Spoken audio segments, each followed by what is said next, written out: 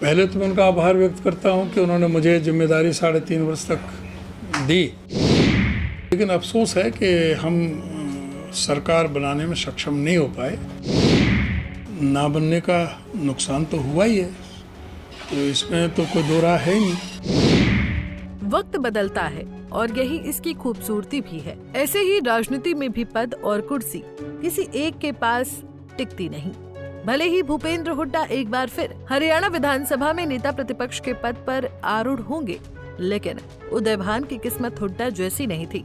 High command ने 29 सितंबर देर रात नेता प्रतिपक्ष पर भी फैसला सुना दिया और हरियाणा को राव नरेंद्र सिंह के रूप में नया अध्यक्ष भी सुपुर्द कर दिया और इसी के साथ हो गई चौधरी उदय भान की छुट्टी। आभार व्यक्त करता हूं कि उन्होंने मुझे जिम्मेदारी 3.5 वर्ष तक दी, उसके लिए मैं पार्टी का बहुत बहुत शुक्रिया अदा करता हूं। और साथ ही जो उन्होंने जिम्मेदारी दी है प्रदेश अध्यक्ष के तौर पर राव नरेंद्र जी को, उनको बहुत बहुत शुभकामनाएं और बधाई। पार्टी ने अच्छा फैसला लिया है। लेकिन उदय भान को अध्यक्ष पद से हटाए जाने का कोई मलाल नहीं, क्योंकि उन्होंने 3.5 साल तक कांग्रेस को मजबूत करने का काम किया है। आज इस्तीफा देने के बाद चौधरी उदय भान ने कहा कि मैं अपनी 3.5 साल के कार्यकाल को बहुत अच्छे तरीके से देखता हूं। उन्होंने कहा कि 2019 के लोकसभा चुनाव के बाद मेरी नियुक्ति हुई थी और 2024 के लोकसभा चुनाव में पार्टी ने 0 से 5 सीटें जीती। 3.5 साल के कार्य को बहुत बेहतर मानता हूं, क्योंकि जिस समय मैं अध्यक्ष बना था, आपको पता है कि पहले लोकसभा का चुनाव हुआ था, हमारी पार्टी 0 पर आउट हो गई थी। अब हमने 9 लोकसभा की सीटें लड़ी, जिनमें से 5 सीटें हमने जीती और 46.7% हमारे गठबंधन को वोटें मिली, जो कि पूरे हिंदुस्तान में सर्वाधिक है।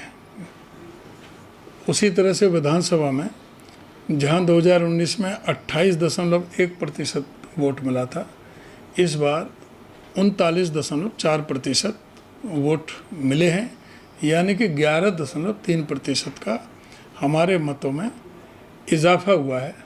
लेकिन अफसोस है कि हम सरकार बनाने में सक्षम नहीं हो पाए। हम ये उम्मीद करते थे कि हम सरकार में बनाने में सफल होंगे, लेकिन वो नहीं हो पाया। उसके कई कारण थे।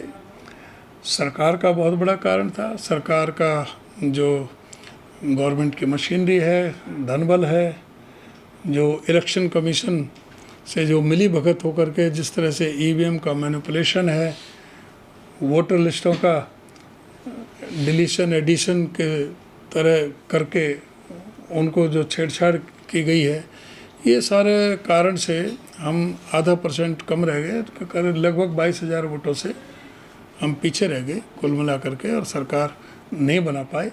लेकिन इससे सीख लेकर के और इससे मजबूती लेकर के जो कमी रही है, उस तो हम अभी भी हमारी जांच जारी है और 18 इलेक्शन पिटीशन भी चल रही हैं हाई कोर्ट में, और फिर भी जो कमी रही है उसको दूर करने का प्रयास करेंगे, मिलकर के पार्टी को आगे बढ़ाएंगे। उदय भान जी के एक कारण ये भी रहा है कि जो पार्टी का अभी संगठन बना है, वो पहले बन जाता तो कहीं ना कहीं जो आपके कार्यकाल में सरकार बन सकती थी। मैंने कहा ना कि हमारे पास बगैर संगठन के हम चुनाव लड़े। अगर संगठन बन जाता तो हो सकता है जो थोड़ी सी कमी रह गई है ना रह पाती जी। तो हमेशा संगठन ना बनने का नुकसान तो हुआ ही है, तो इसमें तो कोई दो राह है ही नहीं। उदय भान ने प्रदेश अध्यक्ष रहते हुए अपनी उपलब्धियां तो गिनाई, लेकिन उन्होंने बताया कि उन्हें किस बात का मलाल रहा। दरअसल संगठन की कमी की वजह से हरियाणा में कांग्रेस की सरकार नहीं बन पाई, ऐसा उदय भान का मानना है। उन्होंने कहा कि अगर संगठन होता तो चुनाव में शायद कांग्रेस की परफॉर्मेंस और अच्छी हो सकती थी। वैसे उदय भान ने अभय सिंह चौटाला को भी निशाने पर लिया। दरअसल कल प्रेस वार्ता के दौरान अभय ने उदय भान के पिता को आया राम गया राम कहकर संबोधित किया था, जिसके बाद आज उदय भान ने भी टिप्पणी पर कोई वो नहीं करता। जब मैं उनके पिताजी पर दादाजी पे कुछ नहीं बोलता। अभय चौटाला खुद अपने गिरेबान में झांक कर देखे, अपने दादाजी को बहुत बना लिया, अब अपने काम पर वोट मांगे, अपने नाम पर वोट मांगे। मुख्यमंत्री बनने का ख्वाब पाले हुए हैं, तो अपने कर्मों के अब तो अपने कर्म आगे आएंगे ना। अब वैसे बीजेपी को गाली देते हैं प्रेस में दिखाने के लिए, और जब ज़रूरत होती है तो बीजेपी जब चाहे जब उनको बुलाते हैं, जब वो वहाँ पर भाग भाग के चले जाते हैं, बिना बुलाए भी चले जाते हैं। सारा कुनबाई तो बीजेपी के साथ था अभी राज्यसभा के चुनाव में, भाई इनेलो हो चाहे जेजेपी हो चाहे चौधरी रणजीत सिंह हो, बताओ कौन सा नहीं था, सारे के सारे तो बीजेपी के साथ थे। तो ये बीजेपी द्वारा स्पॉन्सर्ड हैं, बीजेपी का खेल खेलते हैं और सिर्फ कांग्रेस को, इनका काम है कि भाई कांग्रेस को किस तरह से कमज़ोर किया जाए, किस तरह से बदनाम किया जाए।